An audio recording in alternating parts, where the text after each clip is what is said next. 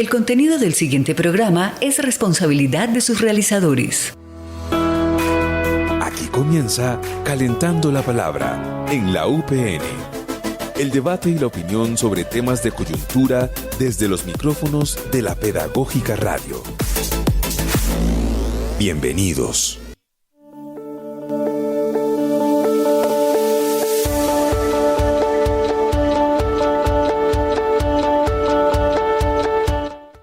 Saludamos a toda la audiencia de la Pedagógica Radio en esta mañana de martes lluvioso en Bogotá.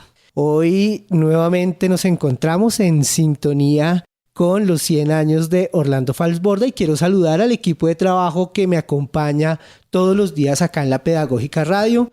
Entonces un saludo especial a Mario Enríquez allá en la consola, en las perillas, manejando todos los equipos y generando las condiciones técnicas para que esta emisión salga al aire todos los martes y los jueves. Pero también está con nosotros Yolanda Barrantes, hoy no al pie del micrófono, pero está en el registro fotográfico y videográfico de esta emisión muy especial. Y frente al micrófono, nuestra compañera Diana Torres. Buenos días, Diana. Alejandro, buenos días, y a toda la audiencia de Calentando la Palabra de la UPN, bienvenidos y gracias por estar aquí. Bueno, tenemos un tema muy especial que lo hemos anunciado por nuestras redes sociales, que ha estado allí todo el mundo pendiente en su Facebook, en Instagram, en todas estas redes sociales. Yo a duras penas el Facebook y ahí veo, no puedo con más que Facebook y WhatsApp.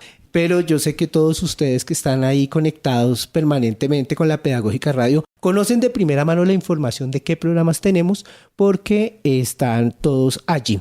Quiero saludar entonces también a la profesora Patricia Brión, que siempre nos acompaña en este espacio de la Cátedra Falsborda acá en la Pedagógica Radio. Patricia, muy buenos días. Muy buenos días y agradecer a la Pedagógica Radio por la invitación, por el acompañamiento que nos han hecho en el centenario del año Orlando Falsborda. Bueno, y de manera muy especial, Diana, Patricia, tenemos hoy nada más ni nada menos que la profesora Lola Sendales, nuestra educadora popular por excelencia de esta universidad pedagógica. Siempre hemos querido tenerla acá en los micrófonos de la Pedagógica Radio. Profesora Lola, es un gusto y un honor tenerla por acá. Pues muchísimas gracias, realmente es la primera vez que vengo, entonces me da mucho gusto estar acá y por otra parte pues agradezco la invitación para estar con ustedes. Listo, muchísimas gracias. Entonces entremos en materia, Diana. ¿Cómo nos organizamos para el día de hoy, ya después de la presentación de nuestros invitados? Pues Alejandro, recientemente se realizó la Cátedra Orlando Falsborda y Educación Popular, en la que estuvieron estas dos maestras acompañándonos, dándonos su testimonio también de lo que conocieron de Orlando Falsborda. Y vamos a hablar un poco de ese tema porque dice Calle 13 en una canción en Latinoamérica. Latinoamérica es un pueblo sin piernas pero que camina. Y en estas sociedades donde hay tanta violencia, donde en la universidad también vivimos muchos contextos, es necesario involucrar estos términos que nos mencionaba el maestro Falsborda, del sentipensar, de ser críticos, de generar acción, investigación, acción, participación. Entonces yo quiero empezar hablando de por qué es importante, el maestro de pronto preguntándole a la profesora Patricia que nos dé un poco de contexto de por qué es importante mencionar estos temas en una sociedad tan dividida, con tanto dolor, y por qué es necesario o valioso que los conocimientos que nos trajo el maestro Falsborda se integren en este momento donde nuestra sociedad lo necesita. Una de las premisas del maestro Orlando Falsborda es la lucha por la justicia social. De ahí la importancia de la transformación que él siempre propone desde los procesos organizativos, desde la articulación de la investigación, acción, participación que está articulada con la educación popular, desde los diversos procesos, pero también desde la refundamentación que él hace de la sociología crítica.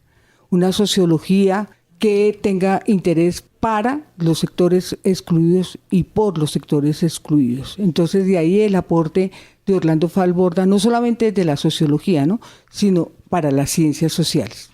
Muy bien. Profesora Lola, ¿cuál es su mirada frente a esto? Digamos, la vigencia, la vitalidad del pensamiento de Orlando Falsborda en momentos tan complejos como los que vivimos hoy. Sí, yo había pensado que él sigue siendo vigente, ¿no? Nosotros tuvimos una relación como Educación Popular bastante estrecha con él.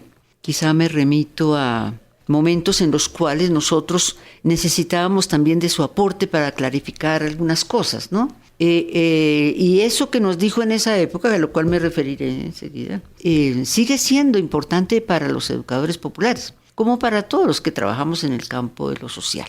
Creo que la importancia de que él nos aclarara que no hay neutralidad posible, que uno lo hace desde una posición ideológica, una concepción ideológica y una posición política, ¿no? Es decir, quienes estamos en esto no lo hacemos ingenuamente, ¿no? Entonces el compromiso ético-político creo que sigue siendo vigente y más vigente hoy que antes para el ejercicio del poder. Bien, yo quisiera que escucháramos un fragmentico en la viva voz de Orlando Falsborda, tal vez de esas primeras experiencias, así como ustedes, por ejemplo, llega la profe Lola y hay una anécdota siempre ahí, ¿sí? Entonces nos encontramos ahorita y hablamos de la radio, ¿sí? Creo que esa es una de las grandes potencialidades que tienen estos maestros y que tiene que ver con la capacidad también de contar desde la oralidad, una tendencia muy importante a que cada cosa que se dice, a que cada pronunciamiento, a que cada anécdota está hablando de una experiencia educativa. Entonces, Yolanda Barrantes, productora también de este espacio, encontró una joya en la voz de Falsborda de sus acercamientos al trabajo comunitario. Entonces escuchemos ese pequeño fragmento en la voz de Orlando Falsborda.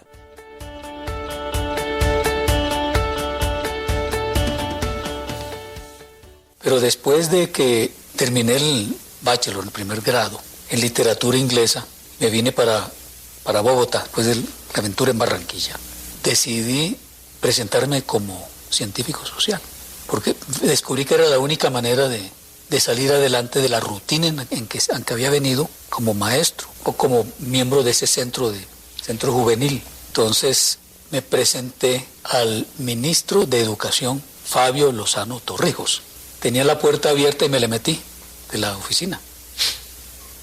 Sin ninguna malicia, yo le abrí la puerta y entré al ministro. ¿Qué desea, joven? No, pues que venía a ofrecer mis servicios como sociólogo. Se me salió la palabra. Pues sí, aquí hay un proyecto muy interesante de UNESCO en el municipio piloto de Vianí, que está a cargo de un antropólogo, Gabriel Ospina. Me parece, dijo el ministro, que ahí usted podía quedar muy bien en vista de que usted tiene ese adiestramiento. Y me nombró, me mandó para Vianí con Ospina. Y Ospina me encargó de que le arreglara el fichero y me dio una orden que me pareció muy absurda. La orden era: no entre en ningún contacto con la gente del pueblo. Es un burócrata y se sienta ahí a hacer su trabajo. Este fue el problema, que no obedecí. Lo que recuerdo en estos momentos fue el contacto con el cura y le ofrecí ser su organista, como para meterme en la vida de la comunidad. Como yo medio sabía, había aprendido esa musiquita. Entonces voy a incorporarme a la vida del pueblo, pues voy a comenzar con las misas. Y hablamos con el cura, pero ya el doctor Ospina ya me había dado la tate quieto. Vi pues que no podía de las ciencias sociales. Pero vi un aviso en la prensa de una compañía gringa que necesitaba un secretario bilingüe. Yo sabía inglés y esta compañía, Winston Brothers, estaba construyendo la represa del Cisga, también la represa del Neusa y las obras de irrigación Cuello en Tolima. Entonces me le presenté al gerente. Vio que yo sabía inglés bien, figúrate, desde Beowulf. Desde el antiguo inglés todo me lo dominaba. Digo, no, pues muy bien, entre como secretario. Me mandó entonces al campamento de la represa del Cisga. En la represa del Cisga había obreros que venían de Saucío y de Chocontá y de muchas otras partes. Y un grupo de ellos llegaron a ser como más amigos a través de encuentros en la tienda o tomando cerveza. Entre paréntesis, mi primera cerveza fue allí, porque como venía presbiterianismo yo no podía, eso era un pecado. Pero allí, para poderme hacer amigo de los campesinos, me tocó empezar a tomar cerveza, la polita de la época. También había chicha, que era deliciosa, Entonces descubrí pues que allí, en Saucío, había un microcosmos muy interesante y para mí totalmente desconocido. Tierra fría, papa, trigo, ajo. Yo nunca había visto esas cosas. La única manera era entonces pues salir de mi trabajo los fines de semana, ir a Saucío a hablar con la gente, a conocerla. Y así lo fui haciendo hasta que por último me adoptó una familia de Saucío.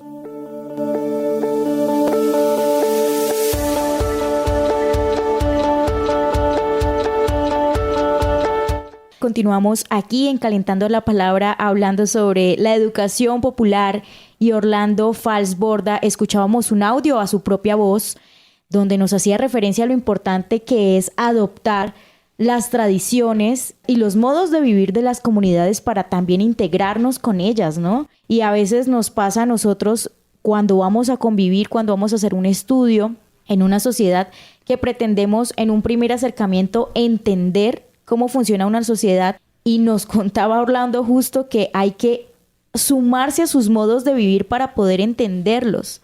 ¿Cómo poder hacer esto desde la universidad? De pronto también para los profesores, ¿no? Que en una sola clase, en un primer acercamiento, pretenden entender un grupo académico y la verdadera integración se va dando en el pasar de los días cuando conocen la dinámica y las distintas personalidades de sus alumnos. Entonces, ¿cómo poder integrar eso? De pronto un consejo, maestra Patricia, a los profesores, a los académicos, para que tengan más en cuenta estas actitudes de las comunidades con las que trabajan. Bueno, para las universidades el compromiso político con las comunidades, la permanencia, la no instrumentalización, porque los tiempos de las comunidades son muy diferentes a los tiempos académicos. Entonces, una inmersión con compromiso ético, político, de visibilizar las voces, las praxis, las prácticas de la comunidad con la que estamos trabajando. Pero el referente en la educación popular es nuestra maestra Lola Sendales. Y yo quisiera que Lola nos contara un poco ese fragmento de esa entrevista a Orlando Fals Borda, da unas puntadas muy interesantes sobre lo que esencialmente podría llegar a ser la educación popular, en términos de los contextos, en términos de la manera como se construye desde un referente mucho más cotidiano, un proceso educativo. ¿Cuál es la mirada que tiene Lola de esas conversaciones también con Orlando Fals Borda alrededor de la educación popular? A ver, yo quisiera traer aquí a colación una intervención que él tuvo, era oral pero quedó un texto, en donde él nos habla a los educadores populares. Él hace esa relación, no la voy a hacer yo, sino voy a hablar de lo que él dijo, de esa relación. Obviamente en ese momento teníamos las preguntas sobre lo esencial, digamos, la inspiración en la alfabetización que era Freire. Y él hizo una relación que me pareció interesante y me parece interesante tenerla en cuenta. Uno de los elementos en ese momento del debate era el tema de la concientización, ¿verdad? Entonces, él toma el tema. Entonces dice que ahí Freire tuvo un aporte muy significativo, y él dice que la concientización tenía una intención liberadora, transformadora, revolucionaria. Hasta le aplica ese nombre, ¿no? Revolucionaria, en su origen. Pero ¿qué fue pasando? Que se fue diluyendo, estábamos nosotros en ese momento, ¿verdad? Se fue diluyendo, pero no por culpa de Freire, sino porque el establecimiento se fue apoderando de ese principio, digamos, y lo fue integrando, ¿no? Entonces resultó ser un elemento más bien integrador y a veces hasta contrarrevolucionario. Entonces, se habló de eso en lo que era clave en la alfabetización, que era la ubicación de las palabras generadoras. Entonces él decía sí, en un principio sí, pero después fueron generando en palabras que no tenían mayor sentido y correspondían más a un utopismo pedagógico. Entonces él dice, mire, para aclarar este debilitamiento también habría que hacer referencia a un concepto marxista que Freire lo tenía en sus textos, que era el concepto de praxis, en donde va la reflexión y la acción. Entonces él dice que lo más importante en la concientización o en el trabajo tiene que ser la práctica. Y dice, la educación popular terminó en la formación de la conciencia liberadora, cuando lo más importante es la práctica de esa conciencia, ¿verdad? Porque es en la práctica donde se encuentran los conocimientos para la transformación. Y ahí liga él esto con el concepto que él tiene sobre la ciencia popular, la ciencia del pueblo. Y dice, en eso que ha hecho el pueblo, ¿verdad? En eso que se hace del conocimiento, de las luchas y demás, ahí hay como un acervo que tiene que ver con este cúmulo de conocimientos que la ciencia positiva y la ciencia, digamos, clásica o la ciencia, lo científico, entre comillas, no reconoce, ¿no? Cuando se puede probar que ese conocimiento ha servido. Entonces eso nos sirvió mucho también, porque hay otra cosa que él dice, que también nos faltó investigación sociológica, ¿no? Entonces él va a hablar de cómo empezó con la investigación-acción, cómo después fue pasando, porque la propuesta de la investigación-acción en 1920 era de Kurt Lewin, y era justamente una propuesta puramente integracionista, que era adaptar los obreros a las nuevas fábricas, ¿no? Para eso era la investigación. Entonces él dice, cuando nos referimos a esto nos dimos cuenta de que no era lo mismo, que nosotros no queríamos eso. Entonces hace ahí un recuento de cómo un científico de Bangladesh, que venía trabajando mucho la participación, le dice, pues el componente importante aquí es la participación. Entonces él va a hablar del paso del paradigma de la concientización al paradigma de la participación. Entonces él dice ahí, en el paradigma de la participación y en este tipo digamos, de propuesta, lo más importante es romper el binomio sujeto-objeto. Y él va a decir que ese rompimiento de ese binomio es la clave justamente para explicar este paso. Yo quiero preguntarle, maestra Lola, justo cuál es esa praxis para lograr ese rompimiento del sujeto y de la comunidad. ¿Es convivir con ella? ¿Cómo se llega a esa realidad? Él mismo lo aclara, él dice, este concepto tiene que trabajarse desde las comunidades de base, desde el comienzo. Porque dice la ciencia positiva, el científico es el doctor, es el que hace la investigación y utiliza a las comunidades. Ni siquiera les devuelve lo que hizo. Entonces él dice, no, hay que hacerlo desde el comienzo. Este concepto de participación, de investigación participativa, tiene que hacerse desde el comienzo con las comunidades. Porque eso transforma toda la metodología. Transforma toda la metodología, ¿verdad? Entonces, en esa, digamos, propuesta ético-política investigativa, entonces él ahí va a recoger ese concepto de ciencia popular y va a plantear que justamente eso cambia toda la concepción de investigación en el sentido de que son las comunidades las que se apropian de la propuesta, ¿verdad? No es el científico el que sabe todo, sino son las comunidades. Y a partir de canciones como El Indio Sinuano era la manera como él devolvía, ¿sí? Eso que no sabía él, que sabía la gente y que de alguna manera dijo, bueno, organicemos un poquito esto entre todos y devolvámoslo también, digamos, con una claridad de para qué es la investigación en términos políticos también, ¿cierto? Es decir, ¿para qué se investiga? Exactamente. Esa era la pregunta clave. Y si ustedes lo ven, por ejemplo, en el primer tomo de Historia Doble de la Costa, él va a insistir en eso. ¿Para qué la investigación? Lo otro es que aporta el con quién, ¿no? Que hay que hacerlo con la comunidad. Y la comunidad es la que se debe apropiar del proceso, ¿verdad? Porque es investigación, acción. La participación, tenemos que entrar, no porque seamos, ¿cómo te digo yo? Hay una diferencia, de todas maneras, entre el investigador y la comunidad. Hay una diferencia, pero es una diferencia puesta al servicio de la comunidad, ¿no? Para que seamos un grupo el que investigue. Muy bien, creo que esto es muy, muy interesante poder plantearse estas discusiones mucho más concretas. A veces estos programas no nos duran sino apenas como la entradita a los temas, pero me parece que esa profundización que ha planteado la profesora Lola es muy interesante en términos también de darle un lugar, digamos, ese lugar epistemológico, ese lugar, esa importancia política que tiene Falsborda, relacionándolo con la educación popular. Bueno, ¿cómo resuena Orlando Fals Borda y toda esta apuesta investigativa, política en los educadores populares de aquel momento y cómo está resonando hoy? A ver, digamos, él se refería mucho a la época de los 70 como un momento clave de cambio, ¿no? En ese momento también, es decir, las crisis han estado siempre, no es de ahora, todas las crisis las hemos tenido siempre. Entonces, ¿cómo abordar el momento que se estaba viviendo, ¿no?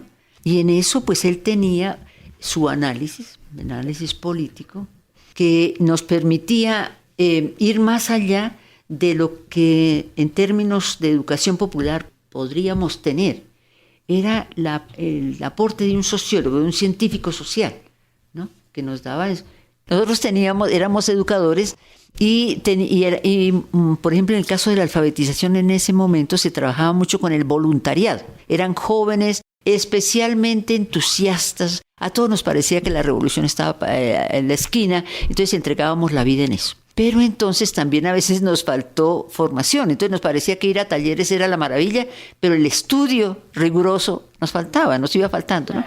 Entonces el llamado de él también a la formación, ¿verdad? Cuando él habla de la importancia del cambio, cuando habla de la subversión ética, ¿no? Dice, cuando las cosas no funcionan, ¿verdad?, en bien de la comunidad, de las personas, existe el derecho legítimo del cambio, que es lo que él llama la subversión ética. Y él dice, pero para cambiar yo necesito investigar, ¿verdad? Porque si no, ¿qué es lo que voy a cambiar? La importancia de la investigación para la transformación.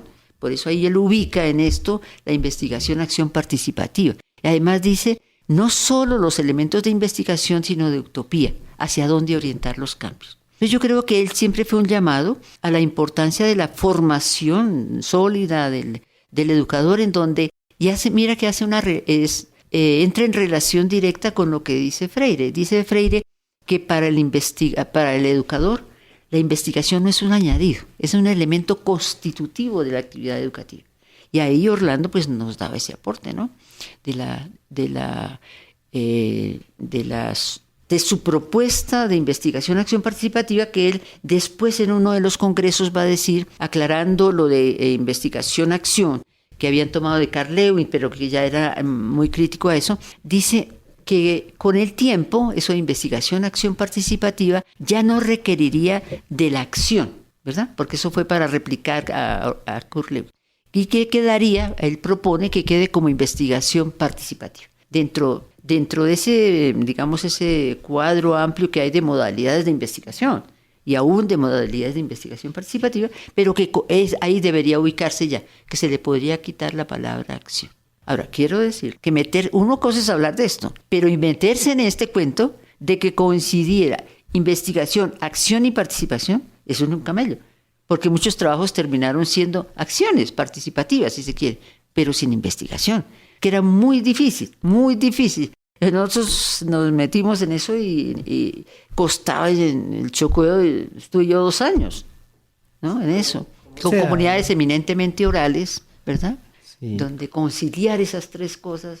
¿Cómo se da esto? Por ejemplo, desde la experiencia misma, sí. Trabajos barriales, trabajos populares, de investigación, sí. Con ese ímpetu. Sí. El primer trabajo que hicimos nosotros después de alfabetización con Germán Mariño, que ya no está con nosotros, pero aportó muchísimo en este campo, fue muy crítico también, en una empresa de vestidos para hombres que se llamaba Hermeg, quedaba ahí en la Quinta como con 29. Ahora es un galpón enorme donde está la empresa, la Mercedes-Benz, pues para variar. Entonces ahí esta empresa, por el recambio económico que hubo a nivel del país, entonces la empresa quebró y se la tomaron los trabajadores. Entonces era acompañar ese proceso. En ese momento había 166 empresas tomadas por los trabajadores. Nosotros tomamos esta e hicimos relación con otras 2 más que era y los Tejidos Santa Catalina y Tubo La Potencia. Entonces hay una parte de la propuesta de Orlando que es la recuperación crítica de la historia. Entonces, esa recuperación de la historia es fantástica porque la gente se siente reconocida. Hay una participación muy vivencial de todo lo que les pasaba, de todo lo que hacían. Bueno, y lo hacíamos A veces tuvimos la posibilidad de reunirnos, pero otras veces conversábamos con las trabajadoras al pie de la máquina de coser. Y ellas al pie de la máquina de coser siempre tenían un radio o una grabadora. Eso nos permitió entrarle a la cultura, es decir, aquí toca por la radio y toca por la grabadora. Después, en la devolución lo tuvimos en cuenta. Entonces, esa parte de la historia, y Orlando lo reafirma, la importancia liberadora de la historia, la reconstrucción histórica. Es liberador saber qué pasó. Además, que yo puedo estar en un proceso participativo, pero no tener conciencia del proceso, ¿verdad? No tener suficiente conciencia de qué fue lo que pasó. Porque generalmente estuvimos en una parte, sí, en otra no, pero ese hilo conductor no es claro muchas veces, ¿no? Yo recuerdo que en el Chocó, lo mismo, entonces así fue en una sesión grandísima, y la gente iba aportando, y recuerdo mucho, era tal el entusiasmo, estábamos todos sentados, pero cuando alguien empezaba a hablar, se paraba y hacía una gesticulación propia de la cultura, ¿no? Entonces era la vida entera la que, como te digo, se expresaba en ese ámbito. Entonces, la parte de la historia. La otra es, él decía, pues, en la historia de Obre de la Costa, ustedes saben, tiene por una parte la historia contada por la gente y la otra lo que él sabe de la ciencia, que lo pone en común.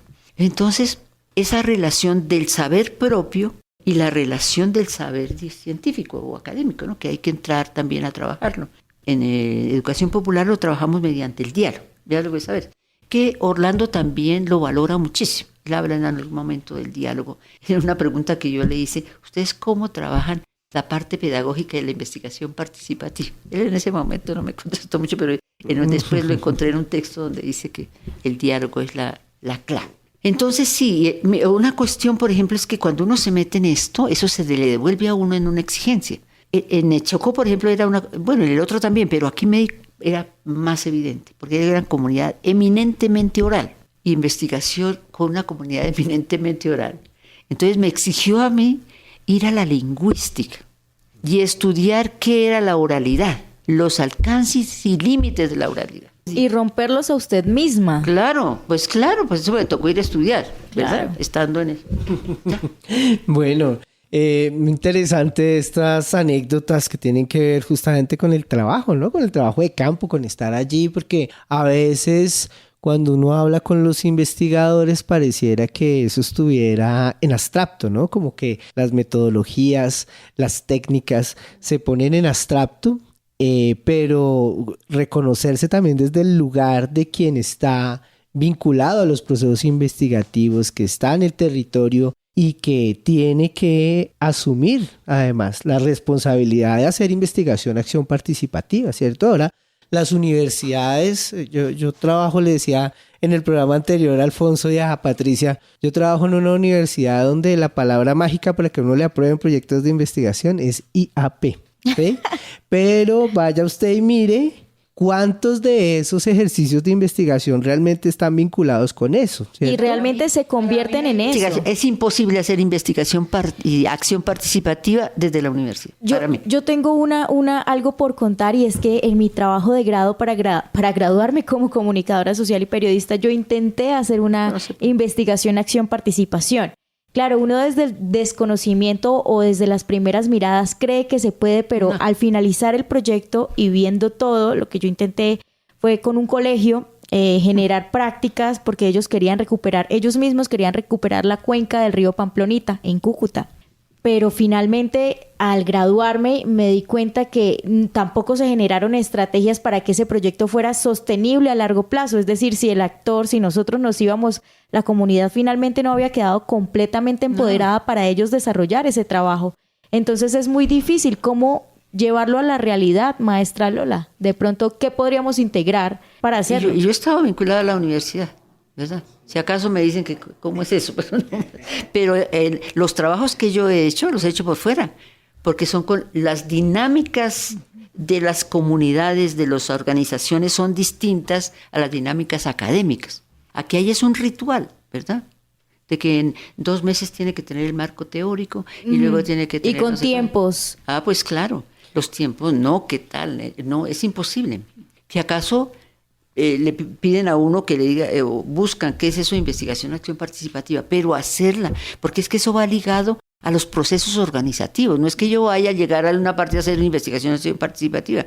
Se requieren procesos organizativos desde donde se hace la investigación, ¿verdad? Es desde allí, es el proceso comunitario, el proceso organizativo, porque es para fortalecer esos procesos que se hacen, ¿no? Para la conciencia que se tenga de lo que se hizo y fortalecer lo que se está haciendo. La maestra Patricia Brión, ¿qué opina al respecto de este tema? Sí, yo creo que el mismo Orlando Falborda, cuando él rompe con la Universidad Nacional y decide hacer investigación, acción, participación, inicialmente a conformar el movimiento La Rosca y posteriormente hacer la investigación, acción, participación con Historiadores de la Costa, pues se demoró 16 años, 12 años en campo, reconociendo y haciendo procesos transformativos, participando con la comunidad, por ejemplo, en las tomas de tierra.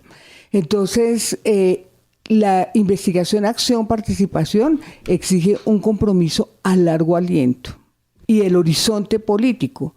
Y a veces se debe pensar si el horizonte ético-político de las comunidades es el mismo horizonte que se propone desde el estudiante o desde las universidades. Yo creo que ahí está el quiebre y la sostenibilidad de los procesos.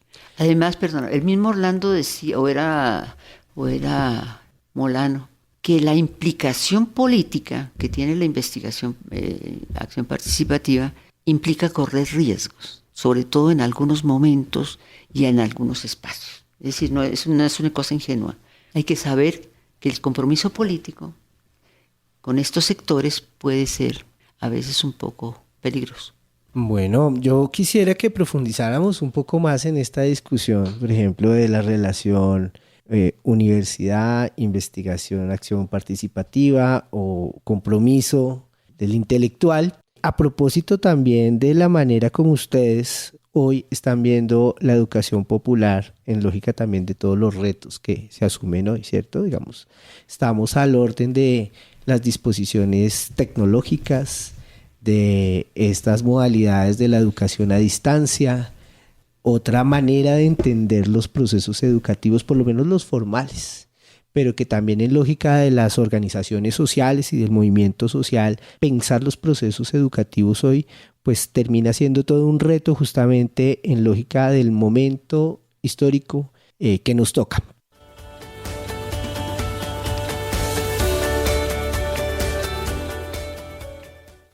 Estás escuchando Calentando la Palabra por la Pedagógica Radio.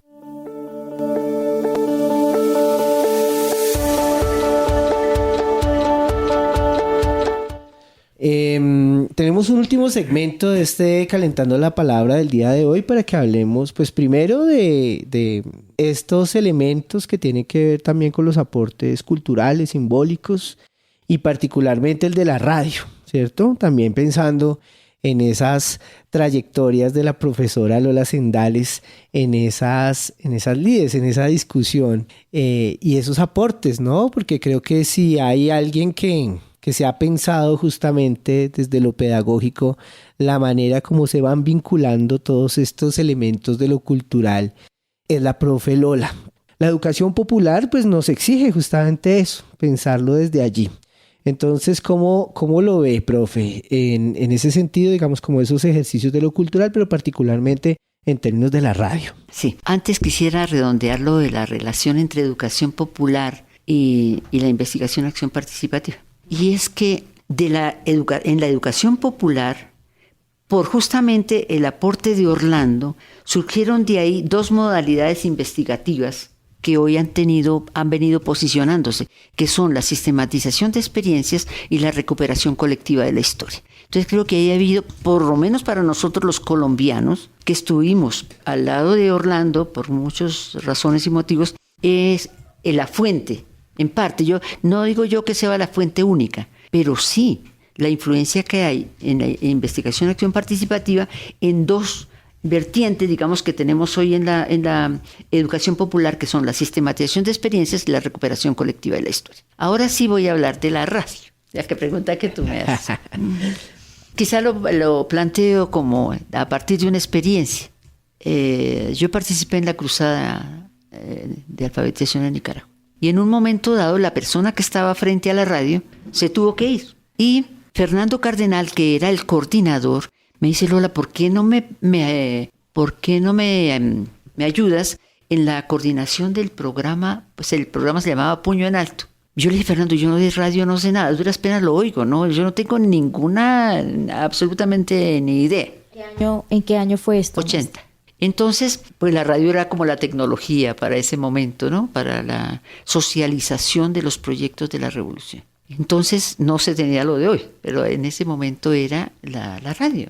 La radio llegaba uno a todo el país, ¿verdad? A todo el país. Bueno, entonces yo le dije: pues yo no sé, pero hermano, es que no es la parte técnica, los técnicos los tenemos, pero ayúdame en la concepción y en la orientación del programa. El programa duraba 1 hora, de 5 de la mañana a 6 de la mañana, todo el dial encadenado. Todo. Tú no podías abrir ninguna emisora porque todos estaban en eso. Y duraba 1 hora. Nosotros lo preparábamos con el equipo que había en la mañana, y a las 4 de la tarde teníamos que llevarlo o a Radio Sandino o a La Voz de Nicaragua, que era donde se retransmitía. Un día se llevó el programa, y resulta que la persona que lo recibió no supo dónde lo dejó, se perdió la llave y no pasa el programa. Y me llama el director y me dice: ¿por qué no pasó el programa? Averiguar qué era lo que había pasado, y era que, claro, en esas urgencias y demás, pues alguna cosa se tenía que trabar. Entonces, pensar que el país quedó ausente de un programa durante 1 hora por un desastre de eso. Lo otro, y después pasó uno de Tanzania a conocer el programa porque le parecía pues, como exótica la cosa, ¿no? Entonces me decía: nosotros duramos 3 meses preparando el programa. Y nosotros duramos toda la mañana, más de mediodía para prepararlo, porque no tenemos más tiempo, era sobre la marcha. ¿Por qué la importancia de la radio? Porque era la manera de mantenernos comunicados con todo el país.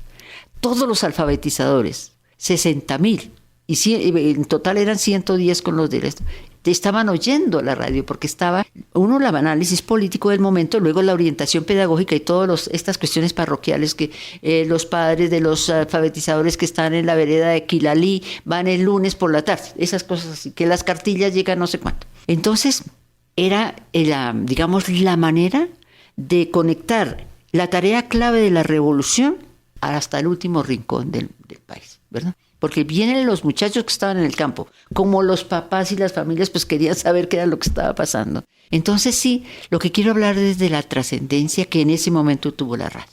Obviamente era lo que se tenía en ese momento, pero hoy se dispone de avances tecnológicos que la educación popular tiene que reconocer, valorar y utilizar, con una posición crítica también, ¿verdad?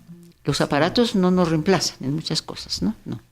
No es que pueda uno desligar. La inteligencia artificial puede diseñar perspectiva, pero soñar, amar una idea para desarrollarla, eso no lo puede hacer nada. Entonces sí, y después llegaron unos campesinos allá donde yo estaba trabajando y ya se habían alfabetizado, y les dije: ¿por qué no me escriben una carta y yo la paso por radio?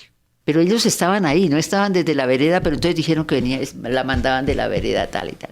Entonces la pasamos. Mira, cuando nos inundamos de cartas que ya no sabíamos qué hacer, porque como le llegó a todo el mundo quería que le leyeran su carta, ¿verdad? Es el medio, es decir, cómo la utilización del medio adecuado. Hoy son otros medios, es decir, hoy la radio quizá no es el medio fundamental, sigue siéndolo de todas maneras, pero el celular, por ejemplo, ¿quién no? Las redes sociales, Las ¿no? redes sociales. La importancia de hablar en el lenguaje de la comunidad. Exacto. Y por el canal que esa comunidad tiene. Hoy todo el mundo tiene celular, ¿verdad? Hasta en el más último. Menos yo. Pero hay algo que tú planteas que para nosotros en las organizaciones populares de comunicadores populares también ha estado presente, ¿no? Y entonces como la radio se convirtió y todavía sigue muy vigente, un lugar para enunciar unas discusiones que nos parecía importante plantearle a nuestras comunidades, ¿cierto? Entonces tú decías, por ejemplo, trabajamos con las señoras que estaban en la confección y ellas estaban conectadas con el radio, las acompañaba el radio.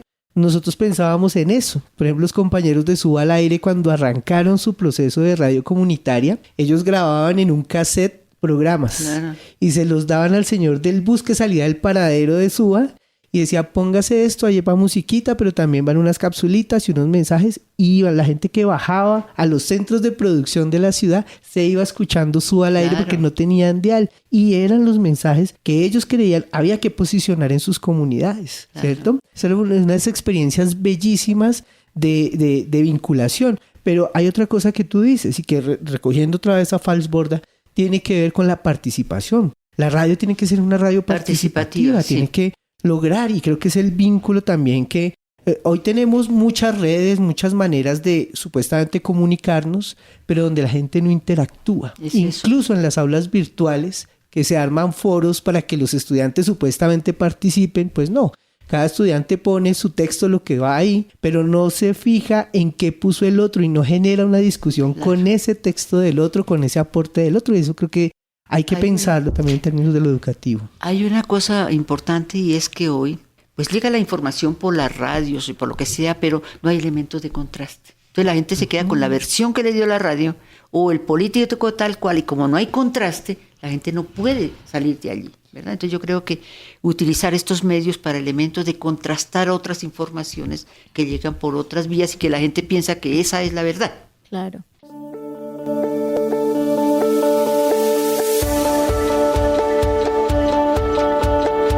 Gracias por acompañarnos en los micrófonos de la Pedagógica Radio. La profe Lola, gracias también por acompañarnos. No, muchas gracias por la invitación y por haber participado con ustedes.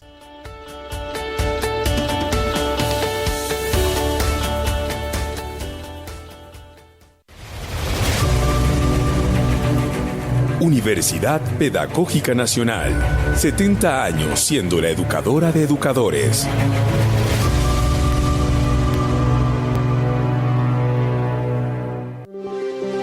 Quédate con las voces y los sonidos que enseñan de la Pedagógica Radio.